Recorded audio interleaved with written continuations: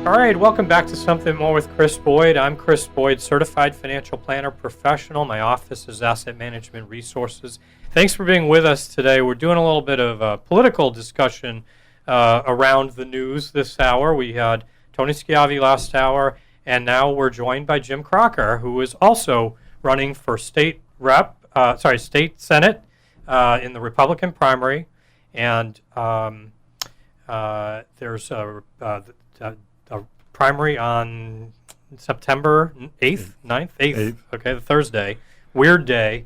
And so we want to make sure you have a chance before we get to that. It's a little bit over a week away to get to know each of the candidates and have an informed decision as to who you want to pick as your representative. There's 2 Democrats and 2 Republicans. We've spoken to them all, but hadn't spoken to the Republicans as recently, so having you guys back.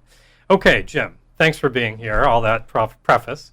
Thanks for being with me. Chris, thanks for having me. I'm excited about the opportunity to have our election on Thursday, September the 8th. So I'm going to use that subliminally throughout the whole process. Yeah, keep because it's the people. Thursday vote, like you said. It's a weird day. Yeah. You know, the Secretary of State thought Tuesday after Memorial Day, Labor Day would not be appropriate for the schools to be good polling. I can see why that'd be a challenge for the schools. Yeah, but maybe first day of school for a lot of schools. But yikes, huh? The week after, the week before, Tuesday would have worked, but he chose to go with Thursday, and we're following his lead. Yeah, there you go. So that's what it is. So, Jim, I thought to start off, what I really would like to do is to have you kind of reintroduce yourself to our listeners. Tell us about your experience, who you are, and a little bit about why you chose to run for this office. Sure. I believe clearly that it's my parents who drove this thought into me that service is what we do in our community. Service is the give back, and it's great to be able to do for neighbors, family, and friend in the role of service. And my family led that as well as spoke it in that my grandfather was an elected sheriff. My other grandfather was a water commissioner. My mom was a town meeting rep, and my father was a Board of Health member. So my whole family has always been involved with service. And now I'm can't believe it myself, but I have 28 years elected service to Barnstable and Barnstable citizens. I had 17 years at COMM Fire and Water, and I believe I'm on my 13th year at Town Council now. Wow, so, that's quite a bit of commitment. It's a lot of time. It does, but it's a good feeling, and I can really look around the town and watch things that have been worked on jointly by our committees and really come to fruition, and that's very rewarding for me. It's better rewarding than my golf score, I can tell you that. Right, and that gives you some insights as to seeing how the town works and the needs that the towns have, how that works, and what people on the state level can do to help the local towns in their process of dealing with all they deal with. Well, you're absolutely right. First of all, there's never been a tax the state doesn't like. There's never been a regulation that they can't take too far, and there's never been a mandate that can't be unfunded. So when you look at the way the state treats the towns, there's a lot of understanding by working at the town level of how the state could improve its relationship, not only for the towns itself, but obviously for the county and for the citizens of the town. You're a pretty modest guy, and you don't usually talk about this, but you have a business background as well. Tell everyone a little bit about your background being in the private workplace as well, Well, I've been very fortunate. My parents were entrepreneurs, so I watched, my father had a plumbing and heating shop, so I watched the ups and downs of the real estate cycle. My mom struck off after getting all the kids out of the house, and there were 9 of us at one time. She struck off into real estate herself. Unfortunately, she had just opened a real estate office for a year, and she was terminally ill. So I came home right after college and started running Wiano Realty. And I had a construction background and sat for the construction supervisor's license. So I also got very much into the construction and building. And so my business that I run day to day is real estate, construction, and maintenance of, investment quality real estate that really helps everybody's tax bill here in good old peninsula of Cape Cod. And it's really about a part of the coastal economy that I've learned is so intricate to making all kinds of process work on the town. With my investments, I did get fortunate. I did get involved with the Marriott Courtyard next to the mall, and we brought Marriott to Cape Cod after they said the major chain would never come. Mm-hmm. And I had a group of investor partners that we all worked together and did a real nice job on that rehab. I did also purchase and get involved with a surveying and engineering firm, and I have partners in there, and I'm very excited about where we are. That's an ongoing firm that employs 14 people right now as we speak today. And I'm also been involved with a day surgery center. I was fortunate to have a friend who was a doctor, and we were talking one day about the permitting process at the state and how it was changing. And we got together and we chased the last day surgery permit in the state of Massachusetts before the law changed, and we built that out in Mashpee. In January of this year, we just sold it to Cape Cod Healthcare. Okay. So I've had experience in hospitality, all kinds of professional engineering, construction, real estate, and the medical connection for the day surgery center has certainly taught me a lot. So it gives you a lot of background, that kind of exposure to a lot of different aspects of both the Cape economy and what might be relevant should you become elected. Is that your point? Oh, there's no question about it. And it even went a step farther in 2008 when we were going through the downturn. And I'm sure it's something you've referenced more than once, was the saga of our economy in the 2008, 2009 cycle. I got involved with being a founding father of Bank of Cape Cod. And we did that, a group of Cape Codders, because we found that the banks had regionalized, and there was no really one group of people focusing on what the Cape market needed and what Cape entrepreneurs needed. And I'm extremely proud of the effort put forward by Bank of Cape Cod. Well, it's a little bit off topic, so we'll have to come back and talk to you about that. Now, I guess the Rockland Trust has acquired that bank. So, So in any case, some other time, I'll have to get your thoughts on that. Love to. So let's move on, though, to why are you running for this office? State Senate, it's essentially the Senate at the state level, obviously, and it definitely has an important role in the legislative process. Why do you want to be hold that office? Well, the office itself gives the office holder an opportunity to really do some constituent services, but it also gives them a chance to focus on the things that have handcuffed so many of the towns on the Cape and Island District for so long. We in Barnstable, just like Brewster at a landing, just like Truro out on the outer beach, we all have had an experience with coastal erosion. One example that I can tell you clearly is the sacrificial sand we put out in Sandy Neck in front of a town-owned asset, that being the parking lot. And we fought for several years here to try to come away with a permit that would give us some protection of the taxpayer asset. And it's very difficult to make great headway or to have a plan that truly is in the interest of what it is that the towns want at that time. It's always about a consultant who comes in and tells you, well, they haven't looked fondly on this, they haven't looked fondly on that. And so they stifle you, and they try to put it in a box, and they try to push it down the road. I think every inch of our coastline, of which there are almost 600 miles, clearly needs to be focused on for the purposes it has. Not everybody has the velocity wave. Not everybody has direct exposure. Not everybody has flooding or eelgrass. So we have something unique about every piece, and for you to come in and tell me to get a permit, we need to fit into a particular box.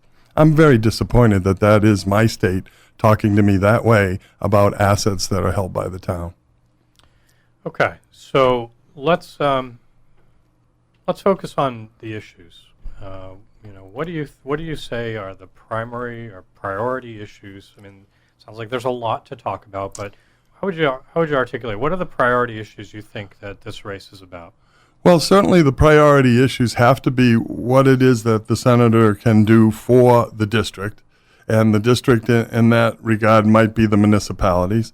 And then what the senator could or should do to make sure that the constituents within the district have some representation and have fair hearings in all the process. So certainly we touched on what you have to do to loosen regulations.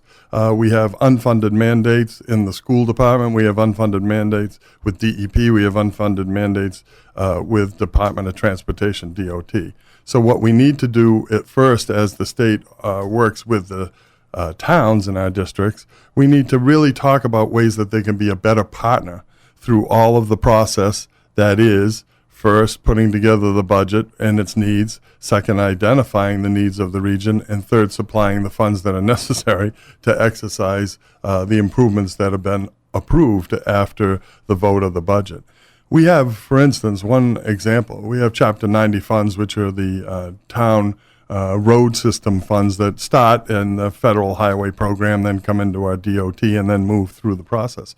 They get voted on, but then they go to a regional area like Lakeville, and they sit there while the cities and towns who know they got money coming have to go out, borrow short-term money, go do the work, then bring in all their paperwork and try to justify getting the payment back when they know it's already been approved and they've already done everything in accordance with procurement laws. So for me, Chapter 90 money should go right onto the cherry sheet and should come to the cities and towns right at the start of the year. And if you want to make them return reports after the job is over to verify how it actually went before next year's comes out, I get it. But to set up a whole department in Lakeville of 8 people that are going to eventually need healthcare, retirement, and all those industries to hold money, and they make money while we're waiting and paying interest to borrow short-term money, is just... It's an inherent fight between the state itself and the cities and towns who are due the money. So what's the reason that they're worried that the money won't be spent in the right way? I think it was a checkoff where they could move money, have a second look at procurement. And what's Chapter 90? Chapter 90 funds is all about the highway funding. Highway funding. And as I said, it starts with transportation money. And here's, I'm talking federal transportation money. Yeah. And here's another point of that which gets really convoluted, and that is that right now the standard of what they want you to do with Chapter 90 monies is matching up with the federal highway programs. So they want you to build streets that are 45 feet wide. 5 feet each lane for a walkway, 3 feet each side for bike path, and then a pavement area of 12 feet. Well, we don't have road layouts in these rural towns of ours that are 45 feet wide. So we can't compete for the money. So the money is sitting in an account that's supposed to be available for all 351 cities and towns, and there's no rural standard of road construction, so there's no money for the rural roads, and the only people who get to pick away at this money that's sitting there are the big cities who have boulevards and can match this design. So I think it's an intentional move by the big cities and towns legislators to make sure that their group gets a better portion of the funding. And it's another case where we don't get our fair share. Okay.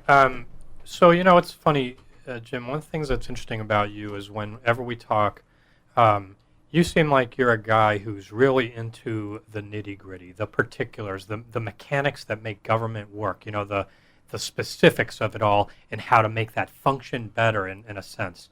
And so concentrating on what do we see as the important issues of this election, and you start off by talking about Chapter 90 money, you know what I mean? It's like you're really into how can we make it function better in a lot of respects. Yeah, I'm a nuts and bolts guy. You know what I mean? Speak to the more broadly, what are the issues that you think are the priorities that voters are going to be thinking about on Election Day, and how that you might differentiate yourself from, say, an opponent? Yes. Well, the fact that I'm having this discussion about the nuts and bolts means that I understand ways to bring money back into our cities and towns. Yeah. So I hope all the voters are saying, who can we count on bringing money back to the cities and towns? Because, you look at the lottery, our funds far more go off the peninsula than stay on the peninsula. Yeah. You look at hotel motel tax, far more go off the peninsula than stay on the peninsula. You talk about school funding, far more goes off the peninsula than stays on the peninsula. So what you really want to do is meet someone like me who's ready to talk nuts and bolts and say there are ways to improve money that can come back to the district but only if somebody takes a clever way at looking at all the legislation that's out there before us and enhancing it to a point that it's workable and a fair and equal share for all of the cities and towns. And I believe there's a coalition that needs to be developed, and that's of the rural senators. I mean, what are there? 7, 8, 9 major cities in the Commonwealth of Massachusetts. That out of 40 senators, that means there are 31 of them that are in the rural district. And we're not getting a fair share. We're not getting an equal look at spending and the access to the funds once it's done. So, yeah, I'm a nuts and bolts guy, and yeah, I'm going to find ways to bring money back to the district. I don't say that as a critique. I think it's just an interesting observation that you really zero in on some of those things that are the nitty-gritty. Yeah, and I on the human services side, I have a very big heart and a very big issue there myself.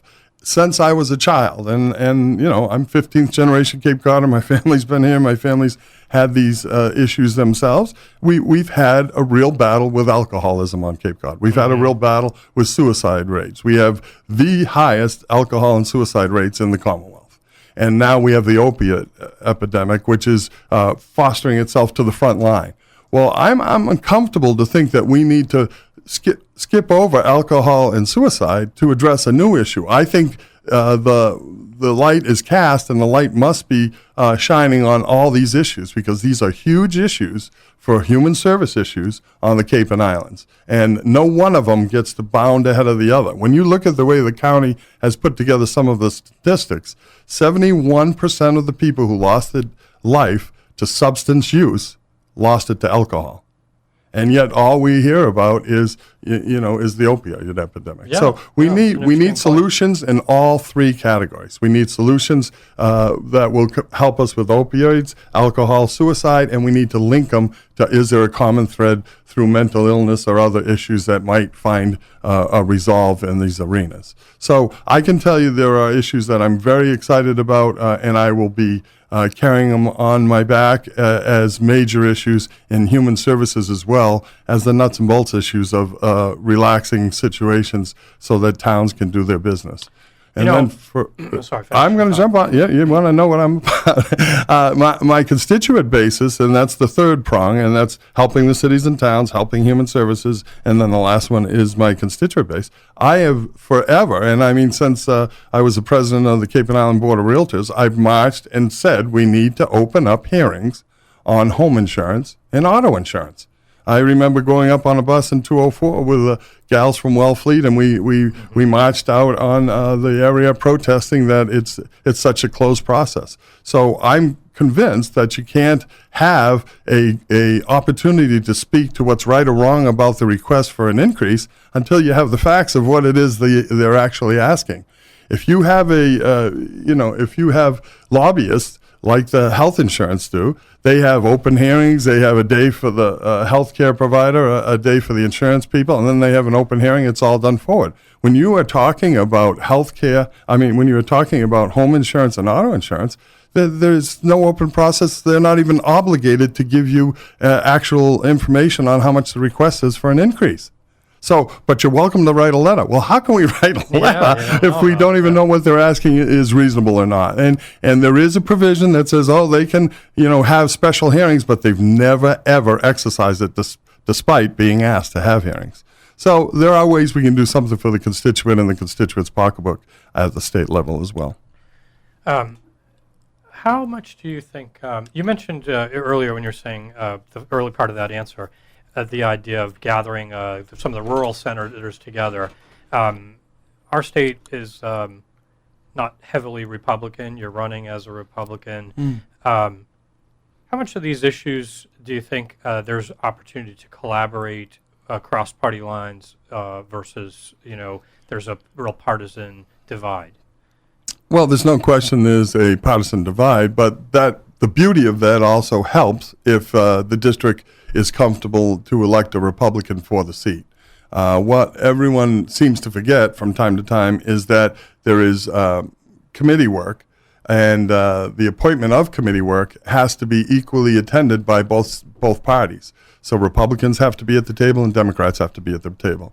Well, so that could be helpful to a Republican if there are 34 Democratic senators and you're the 34th, you're going to get last pick at appointments and chairs and committee work. If there's only 6 or 7 of you, you're going to get an abundance of committee work, and you're going to be right in the middle of all of it. And once you get on a multiple of boards, committees, I should say, both whether they're joint committees by both parties and both legislative bodies, or whether they're just Senate committees, you're going to find that there's a coalition of people that are there for the same cause, whether they're elderly affairs, whether they're cultural, and or whether it's transportation. So when they all have like minds because these people have asked us, geez, this is my forte, can I get in here? You're going to find that that party thing drops to some degree. When it comes to spreading out the money, I'm sure the party issue returns. But I think once you show that you're a working bee, that everyone's going to believe that you deserve what you've advocated for. And there's probably another relevant divide in the way that the view of how to come up with that money when there's a need to spend money. In terms of party, there might be one would be more like, let's tax a little more versus one that's maybe not so much. You know what I mean? Well, I got to tell you, I almost fell out of my seat. Martha's Vineyard, the Women League of Voters, were holding a, I guess I'd call it a debate of sorts between the 4 candidates, the 2 Republicans and then 2 Democrats. And 2 of my opponents, or 2 people choosing to pursue the seat, spoke in favor of the punishing consumer tax. And there's a thought up in Beacon Hill now that if we don't follow their lead on consumption, that then they have some rights to put an abundance amount of taxation on top of it to eventually curb it because they've hurt us so severely in the wallet that they're going to curb our consumption. And I had 2 people say they supported the punishing consumption tax.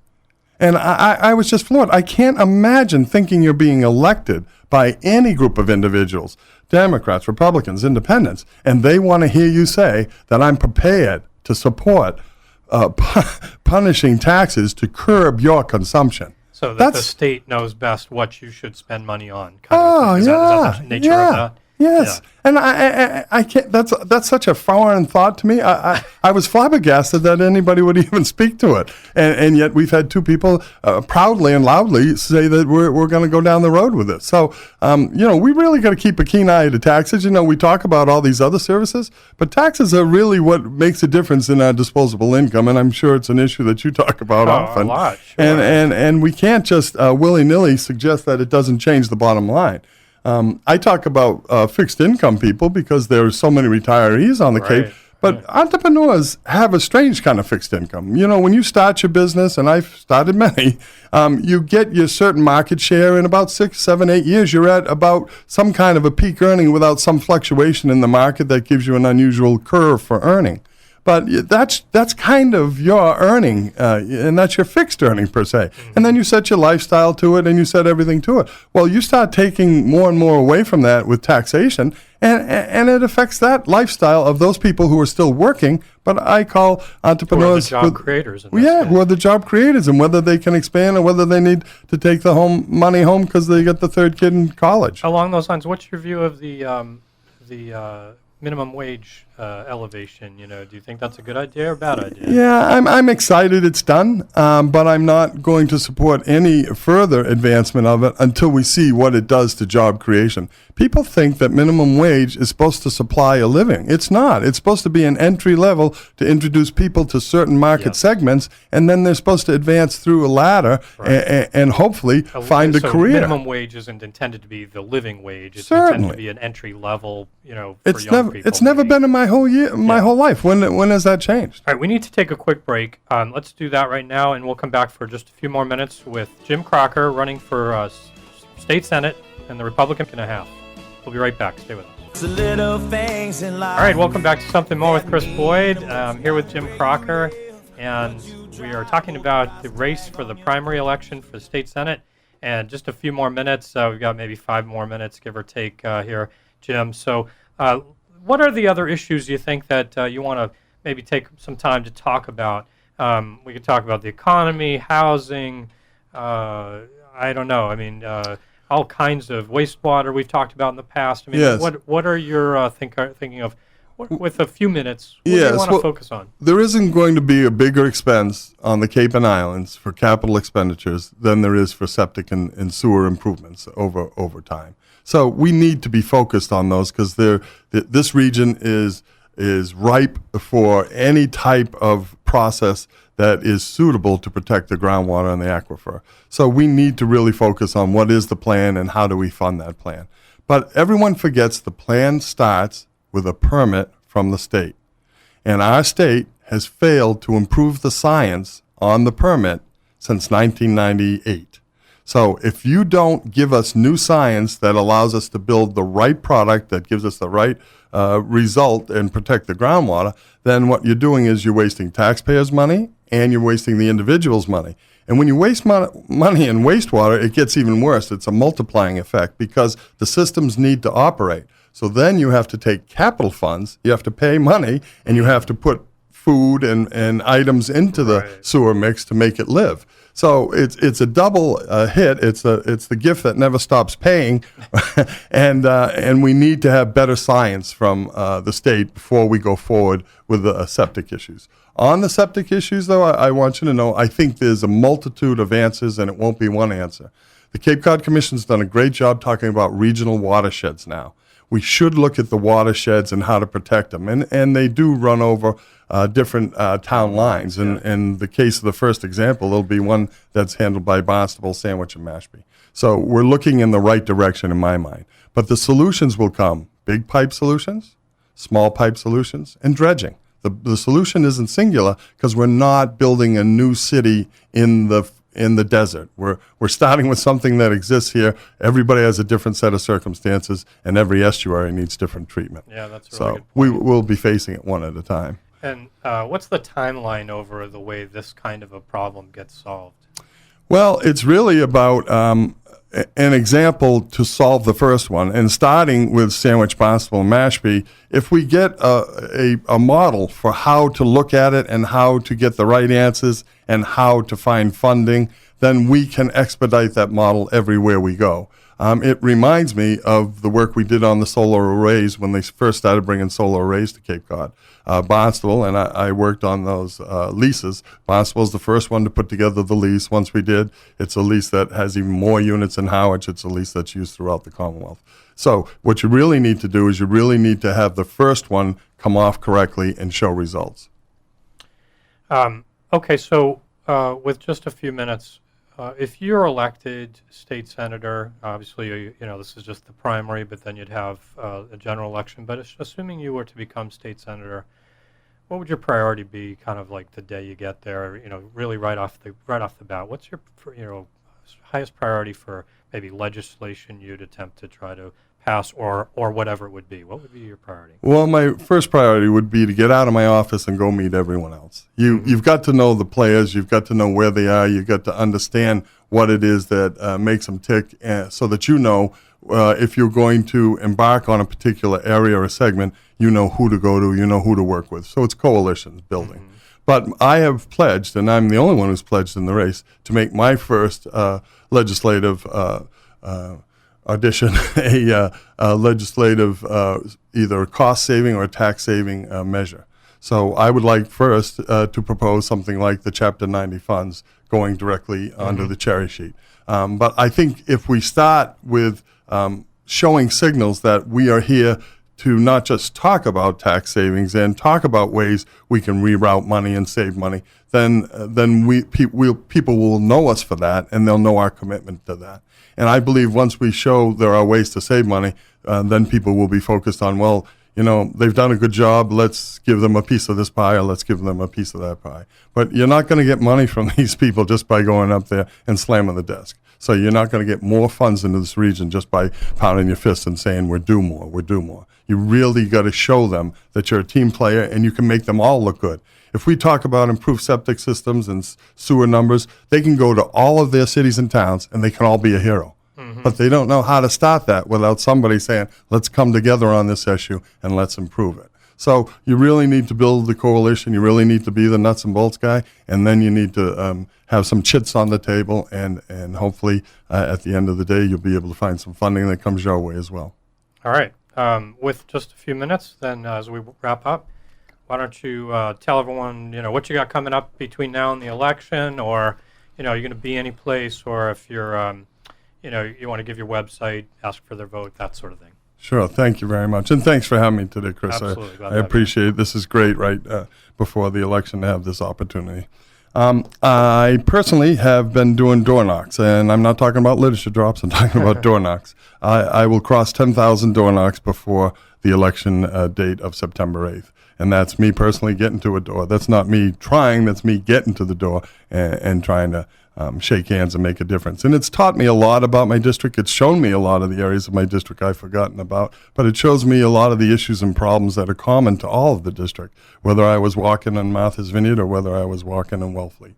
So I'm really happy about the effort that we put forward to walk and knock and meet the people of the district. As far as my commitment, certainly by being the only one that's pledged to come up with a cost-cutting measure before I start trying to get some money to us, I would hope that that rings a bell for everybody. And my commitment to taxation and my thorough support, saying that I'll never support any type of a punishing tax.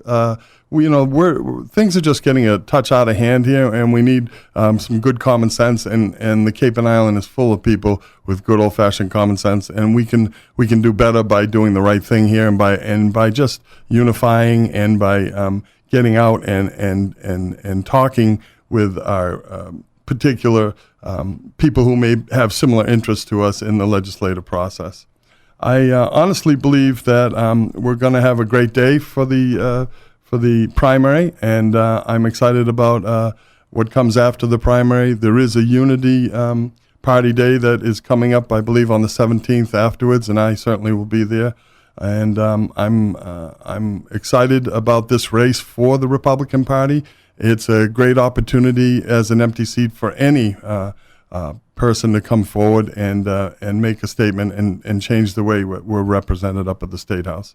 So I would ask you every day I see you for your vote. I need your votes to go forward, and I pledge everything I got in the tank to try to do my best for you over time.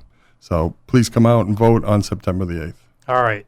Fabulous. Thanks very much. Thanks for being here. Good luck. We'll be eager to see what happens on the 8th. And all right, we're going to take a break. When we come back, our final segment with Something More with Chris Boyd, so stay with us. Thank you, Chris. This